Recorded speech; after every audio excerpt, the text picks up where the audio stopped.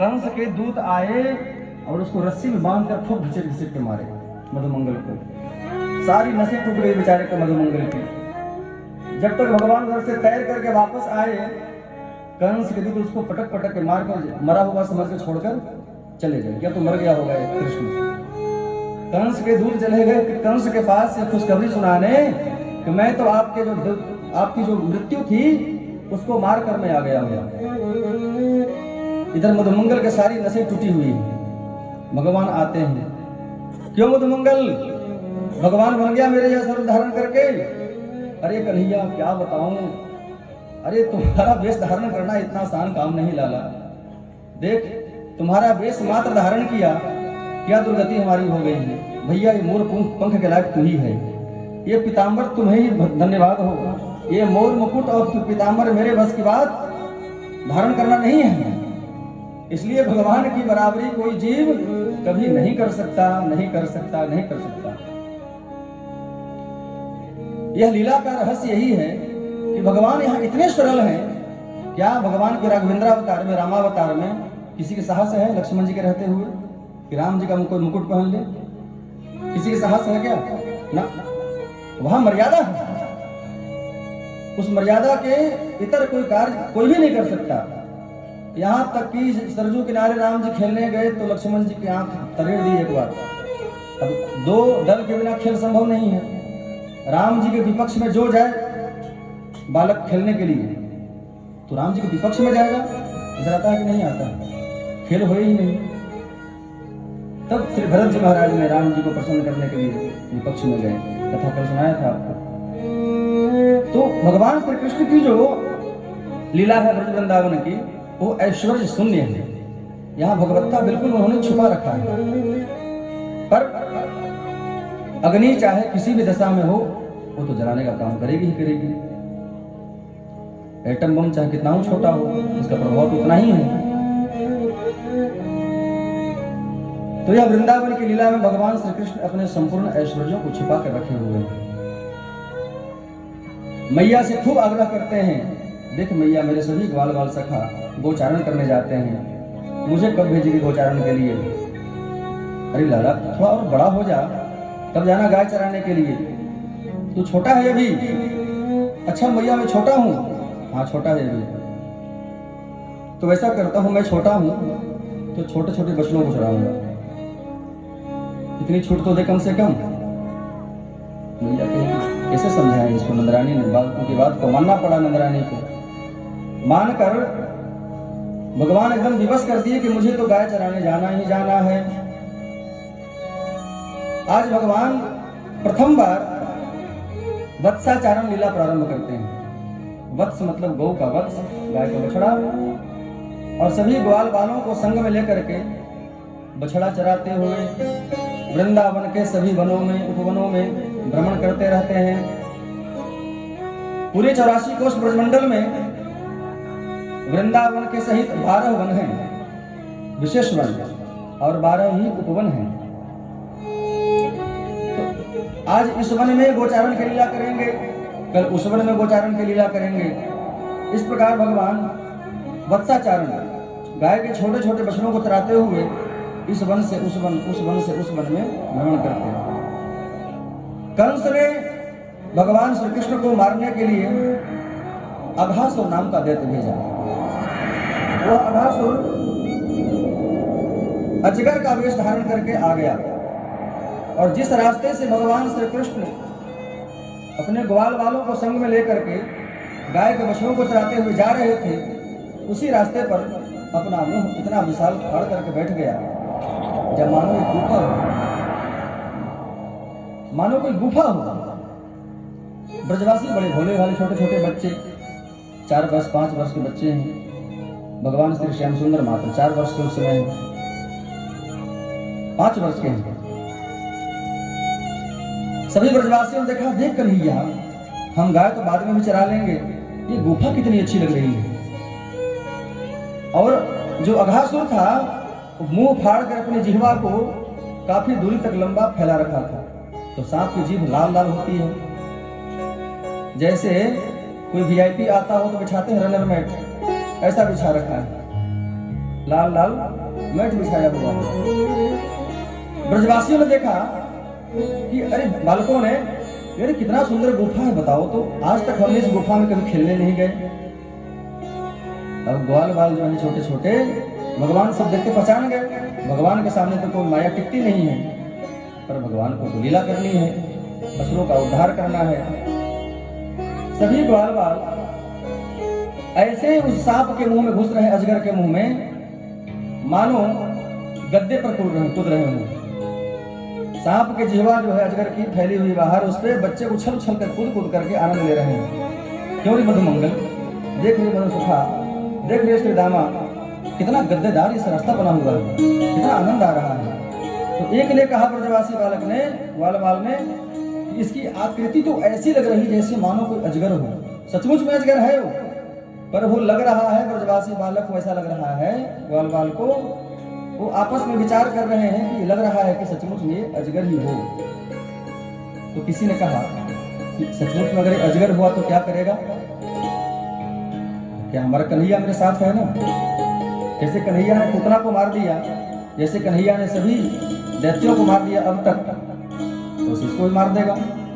चिंता करने की क्या बात है? यह ब्रजमंडल का की जो उपासना है, यह कृष्ण को अपनत्व मानने की यही भावना है। किसी भी कार्य में अपने साथ भगवान श्री कृष्ण को माने, भगवान राम को माने, जैसी उपासना है कि भगवान सदैव मेरे पास हैं। वह अजगर क्या है? अजगर का अर्थ काल। काल सदैव मुंह बाए खड़ा है हमारे जीवन में। हम चाहे खा रहे हों, पी रहे हों, संसार के कोई भी व्यापार कर रहे हों, हम दिन प्रतिदिन, क्षण प्रतिक्षण, पल प्रतिपल काल के गाल में जा रहे हैं, पर हमें यह ज्ञान नहीं हो रहा है कि हम मरने की तरफ जा रहे हैं। प्रतिदिन हमारी आयु 12 घंटे दिन में, 12 घंटे रात्रि में, अहोरात्र मिलाकर के 24 घंटे की आयु हमारी क्षीण होती जा रही है। हर घंटे, हर मिनट हम उसी काल के गाल में जा रहे हैं, पर हमें यह ज्ञात नहीं हो पा रहा है कि हमें लग रहा है कि हम बड़े हो रहे हैं। हमें ऐसा लग रहा है कि अब हम 20 से 25 के हो गए, 25 से 40 के हो गए। ये नहीं पता कि हमारी कुल आयु में से 40 वर्ष गई है। हम काल के गाल में नित्य जा रहे हैं, नित्य। पर उस काल के गाल में जाने से बचने का उपाय भी क्या है? यह कथा का संकेत जो सूत्र है यही है कि मन में बस एक ही भरोसा हो कि कृष्ण तो मेरे साथ हैं, राम मेरे अपने हैं। यह भावना जहां मन में है, और यह केवल बोलने से नहीं बनता है, बड़ी बात तो यह है, बोलते सब लोग हैं कि दाता एक राम जी, भिखारी सारी दुनिया, दाता एक राम जी। पर जरा किसी व्यक्ति को जरा सा भी धन का अगर वैभव हो, अरे मेरे पास इतना है, तब तो भिखारी नहीं मानता है। मुंह से गा जरूर लेगा व्यक्ति, पर अपने आप को सर्वस्व श्री ठाकुर के चरणों में समर्पित करना अंतःकरण से, यह बड़ी कठिन कार्य है। ये हो जाए तो सारा काम बन गया, फिर तो कहना ही क्या है। कहने को सभी कह देंगे, अरे भगवान सब करने वाले हैं, पर जरा पूछिए तो ये घर किसका है? अरे मेरा है, मैंने इतने खर्च से बनाया है इसको, इसमें इतने टाइल लगाए, इतने पत्थर लगाए, इतने पैसा लगा दिया, इतना सब पिलर खड़ा किया, आदि आदि। तो अंतःकरण से यह अगर स्वीकार हो जाए कि भगवान ही सब कुछ करने वाले हैं, भगवान ही सब करने वाले हैं, भगवान ही सब करवा रहे हैं, ऐसी भावना अगर निश्चित हो जाए हृदय में, सच्चे 100%, तब जो है काल के गाल से जाने का डर है वह मिट जाएगा। सारे जो ग्वाल बाल हैं वो अजगर के मुख में प्रवेश कर जाते हैं। भगवान श्री कृष्ण बाहर खड़े। अघासुर सोचता है कि हमको मारना तो कृष्ण को है, वो अंदर आ नहीं रहा है, जब तक वो अंदर आया नहीं तब तक उसको मारेंगे नहीं। भगवान अंदर प्रवेश कर गए मुख में। अब अघासुर ने अपना मुंह बंद कर दिया। जो मुंह बंद किया अघासुर ने, सभी ग्वाल बाल चिल्लाने लगे, अरे कन्हैया देख रहे हो अंधेरा छा गया रे, अभी तक तो बड़ा अच्छा लग रहा था कूदने में, ये अंधेरा कैसे छा गया? भगवान से कहे कि चिंता मत करो, मैं तुम्हारे साथ हूँ, यह कोई गुफा नहीं था, यह अघासुर है, अजगर कंस के द्वारा भेजा गया, जो मेरे मृत्यु का कारण बनने आया था। भगवान ने अपने स्वरूप को तुरंत बढ़ा दिया, उसके नासापुट रंध्र को छेदन करके भगवान अपने स्वरूप को विस्तार करके उसको फाड़ दिया और अघासुर के प्राण निकल गए। सभी ग्वाल बालक अघासुर के शरीर से भगवान उस सबको बाहर निकालते हैं। अघासुर के विष के प्रभाव से सभी ग्वाल बाल मूर्छित हो गए थे। भगवान ने अपनी कृपा में शक्ति के द्वारा सभी ग्वाल बालों को पुनर्जीवित करते हैं। ऐसा चमत्कार अन्य लीलाओं में देखने को नहीं मिलेगी। भगवान श्री कृष्ण की जो लीला है यह जन्म से ही चमत्कृति करने वाली है। जन्म लेते ही सारे कारागार सो गए, जेल के ताले खुल गए। वसुदेव जी अपनी माया से सब वस्तु को भूल गए, सब विद्या को भूल गए कि बालक को लेकर गया, वहां से कन्या लेकर आया। भगवान श्री कृष्ण की सारी लीला जो है चमत्कृति से भरी हुई है। भगवान राम जी अपने पूरे जीवन काल में, अवतरण काल में, लीला काल में कभी यह नहीं बताया कि मैं भगवान हूं। और भगवान श्री कृष्ण पढ़िए गीता जी को, पढ़िए भागवत जी को, 1000 बार बोल रहे हैं मैं भगवान। ईश्वर सर्वभूतानां हृदयस्य, मैं ईश्वर हूं। सर्वधर्मान् परित्यज्य माम एकम शरणं व्रज, अहं त्वा सर्वपापेभ्यो मोक्षयिष्यामि मा शुचः, आदि आदि। भगवान श्री कृष्ण की भगवत्ता है यही कि यह कभी अपने भक्त के साथ या अपने क्रियाकलाप में कोई किंचित मात्र भी संकोच नहीं करते। देखिए भगवान राम जी को जब समुद्र पर सेतु बनाना था तो क्या कर रहे हैं? भगवान राम जी लंका पहुंचने के लिए समुद्र पर सेतु बनाना है। श्री वृंदावन बिहारी लाल की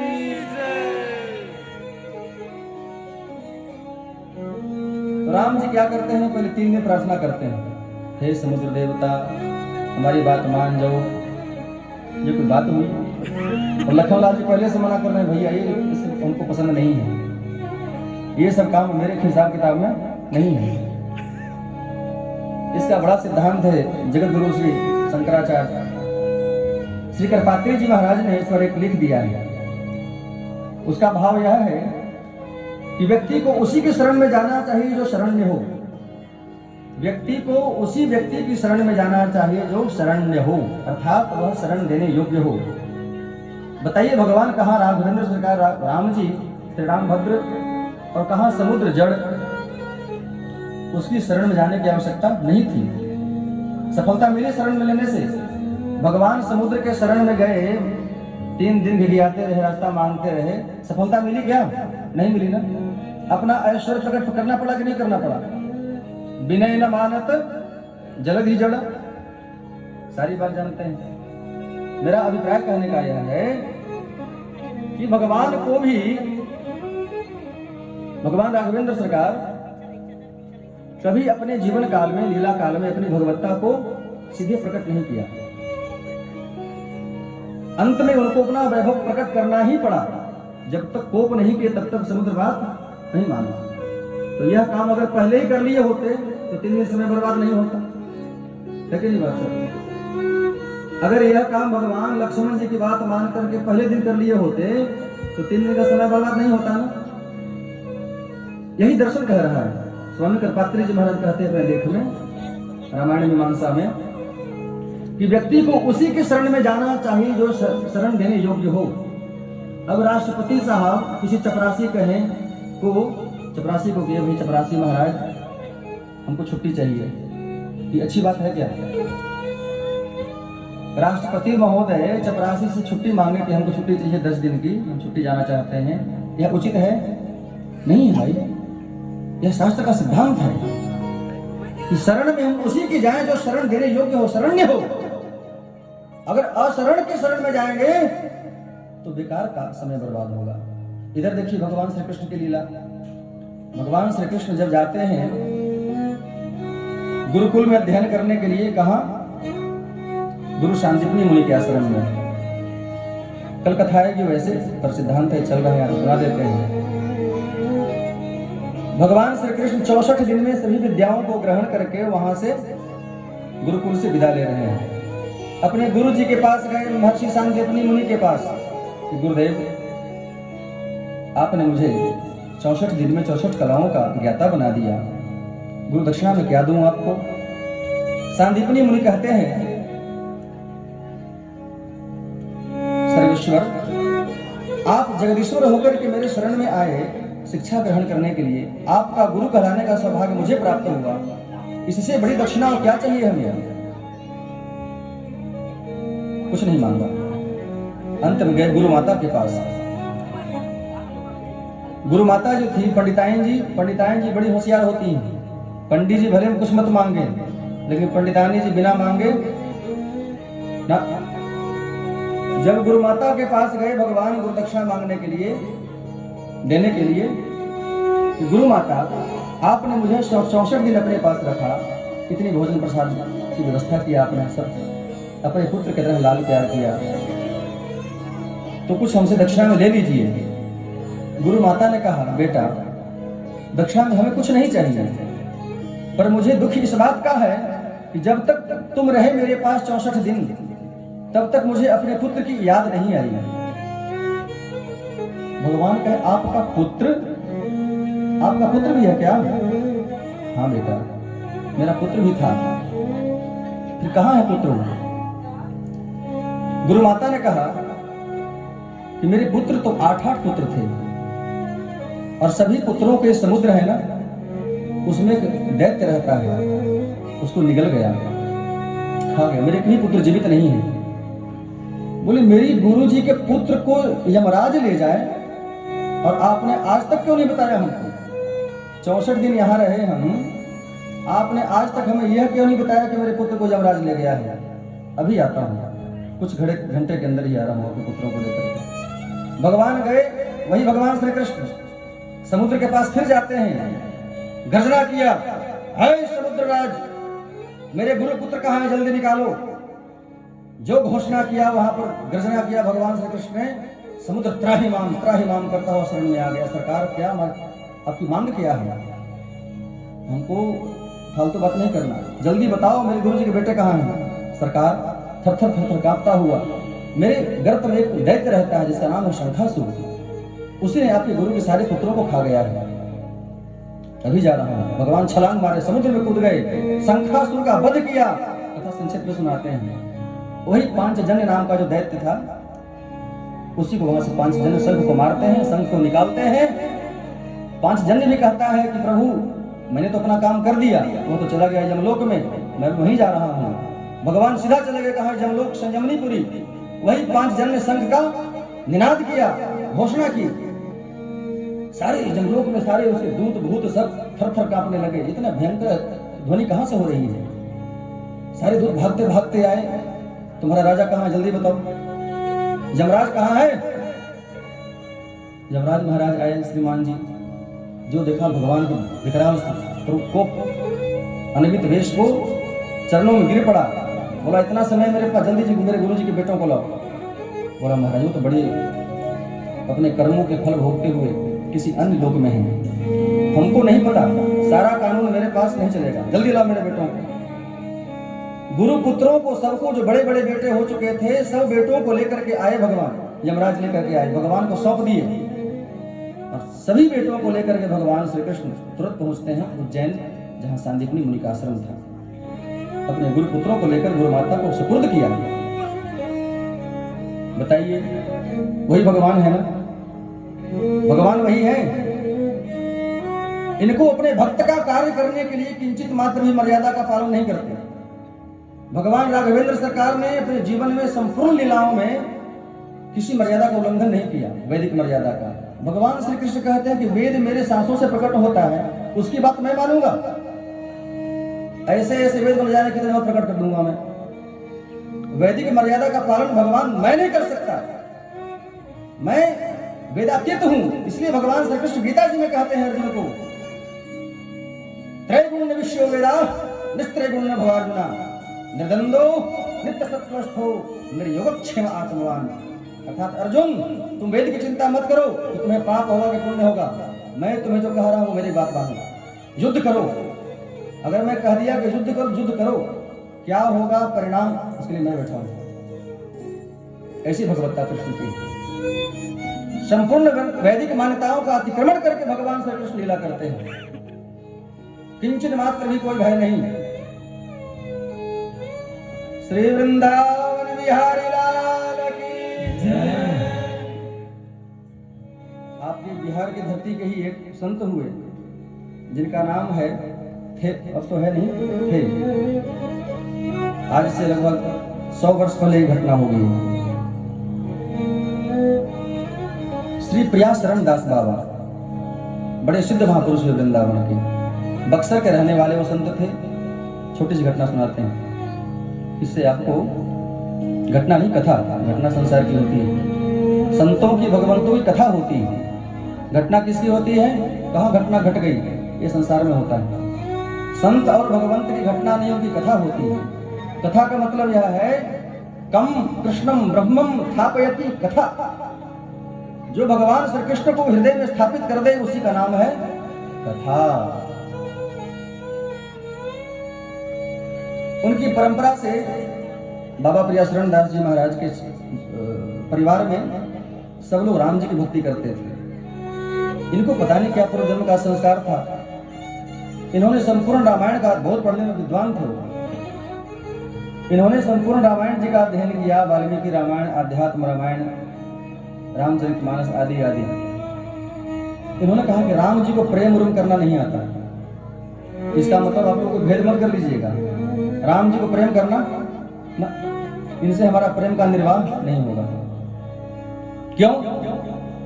अरे हमारी बिहार की धरती की जानकी जनक नंदिनी है, बताइए।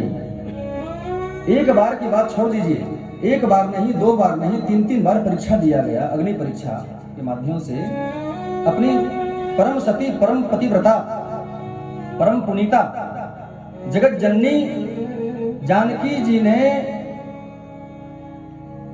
लंका में दिया परीक्षा अग्नि, वहां से आ गए। अब भगवान राम को क्या पता नहीं है कि जानकी जी पतिव्रता है, परम पवित्रा है। तो एक तरफ जहां राजा का धर्म है तो पति का धर्म भी तो बनता है। आप समर्थ भी तो हैं, फिर शास्त्र क्यों कह रहा है समर्थ कहूं कोई दोष न साई, कछु नहीं दोष न साई गोसाई, कि सामर्थ्यवान को कोई दोष नहीं लगता है। तो कहे कि जानकी जब वहां जो परीक्षा दे दी अपने पतिव्रता का, पवित्रता का, फिर जब अयोध्या जी में आए तो किसी एक धोबी के कहने पर या किसी जनता के कहने पर हम उसकी बात मान लेंगे, राज्यसभा की बात नहीं मानेंगे, अपने अनुभव की बात नहीं मानेंगे। किसी एक व्यक्ति के कहने पर अपनी, वो भी ऐसी, हाय हाय, जानकी जी की तुलना किससे की जा सकती है। उनका परित्याग कर दिया आपने, इतने पर भी वो भी गर्भावस्था में, और वन में उनको जब 2 पुत्र रत्न की प्राप्ति हुई, वे दोनों लवकुश जब अयोध्या में आते हैं, राम कथा सुनाते हैं, तब माता कौशल्या जी के कहने पर कि किसी तरह से जानकी जी को अपना लो राम, वशिष्ठ जी आदि सब समझाते हैं। जानकी जी फिर आती है परीक्षा देने के लिए। बताइए, इतनी परीक्षाओं का क्रम चलेगा और भगवान है स्वयं समर्थ हैं सब कुछ। अगर भगवान राम चाहते तो क्या उनका वनवास हो सकता था गर्भावस्था में? फिर परीक्षा दो। जानकी जी समझ गए कि अब मेरी कीमत इस धरती पर नहीं है। माता पृथ्वी से प्रार्थना करती है, धरती माता फट जाती है, सब जानते हैं कथा आप लोग। तो बाबा प्रिया शरण दास जी कहते हैं कि भगवान राम को प्रेम करना नहीं आता, बिल्कुल नहीं, इनके बस का प्रेम नहीं है। इसलिए